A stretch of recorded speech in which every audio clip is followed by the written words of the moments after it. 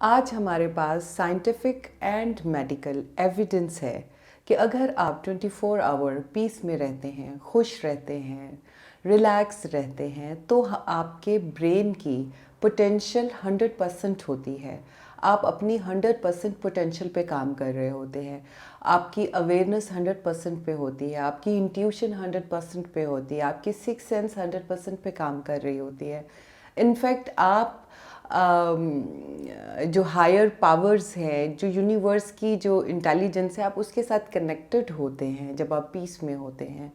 So friends, गुस्सा, anxiety, depression, stress, ये जितनी भी चीज़ें हैं ये पॉइजन्स हैं। और आई डोंट नो, बहुत सारे लोग आजकल इसको कंज्यूम कर रहे हैं और समझते हैं जैसे कि कोई पावर ड्रिंक है, बहुत ही कोई अच्छी चीज़ है, हमें इसको करना ही करना है। आप इस चीज़ को देखिए कि आज ये मेडिकल साइंस इस चीज़ को प्रूव कर रही है। जब हम 5 मिनट के लिए अगर हम गुस्से में होते हैं, आप अपना ब्लड टेस्ट करवाइए, आपका जो कोर्टिसोल का लेवल है वो बहुत हाई चला जाता है। वो कोर्टिसोल वो हार्मोन है जो स्ट्रेस, अगर वो हाई हो जाए तो वो बहुत ज़्यादा वो स्ट्रेस हार्मोन कहलाता है, और अगर वो बहुत ज़्यादा लो हो जाता है तो इंसान की बॉडी लेथार्जी एंड बहुत ज़्यादा पेन और इस तरह की चीज़ें आपको फील होती हैं।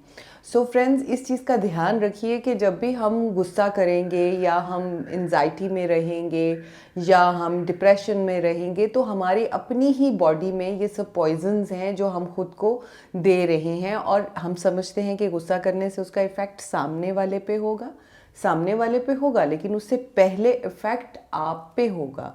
जो गुस्सा कर रहा है या जो डिप्रेशन में ले रहा है या जो चिड़चिड़ाहट होती है या जो जो जितनी भी इस किस्म की चीज़ें हैं, जेलसी, हेटरेट, बैक बाइटिंग, ये जितनी भी चीज़ें हैं, ये these all are very lower और बहुत ही लोअर एनर्जी फ्रिक्वेंसी की ये चीज़ें हैं, फ्रिक्वेंसी के ये सब इमोशंस हैं। और इस चीज़ को अंडरस्टैंड करना, इमोशंस क्या है? Energy in motion. आपने अपनी एनर्जी अपने एनिमल इंस्टिंक्ट की साइड को दी तो आपको जाहिर सी बात है गुस्सा, एंजाइटी, डिप्रेशन यही सब रहेगा। इमोशंस को अगर आप डाइवर्ट कर लेते हैं अपनी इंट्यूशन की तरफ, अपनी समझ की तरफ, तो आपको चीज़ें डिफरेंटली समझ में आने लगेंगी। सो आपने अपने इमोशंस को जब डायरेक्शन दिया इधर इंट्यूशन की तरफ, तो आपकी जो एनर्जी है वो इस तरफ चलने लगी। और वैसे भी एक ये बहुत मशहूर है, where awareness goes energy flows. तो आपकी जो अवेयरनेस है वो जहाँ रहेगी आपकी एनर्जी वहीं फ्लो करेगी। सो वो आप गुस्सा, एंजाइटी एंड लो साइड पे रहेंगे तो ऑफ कोर्स आपकी अवेयरनेस उधर ही रहेगी और वही एनर्जी आप जनरेट कर रहे होंगे। तो उससे फिर जाहिर सी बात है बॉडी में डिप्रेशंस और इस तरह के जब जब हार्मोन जो है चेंजिंग्स आते हैं तो बहुत सारी प्रॉब्लम्स लीड करती हैं। सो फ्रेंड्स, खुश रहिए, हैप्पी रहिए। और ये जो हम ना समझी में बहुत सारी चीज़ें कर देते हैं, बी अवेयर फॉर दैट कि हमारा इंटरनल जो बॉडी सिस्टम है वो किस तरह से काम कर रहा है, किस तरह से चल रहा है, हमारे इमोशंस कहाँ हैं, हमारी एनर्जी किस तरह की है, हमारा नेचर किस तरह का है। जब आप ये सारी चीज़ें देखेंगे तो आपको समझ में आने लगेगी what kind of person you are.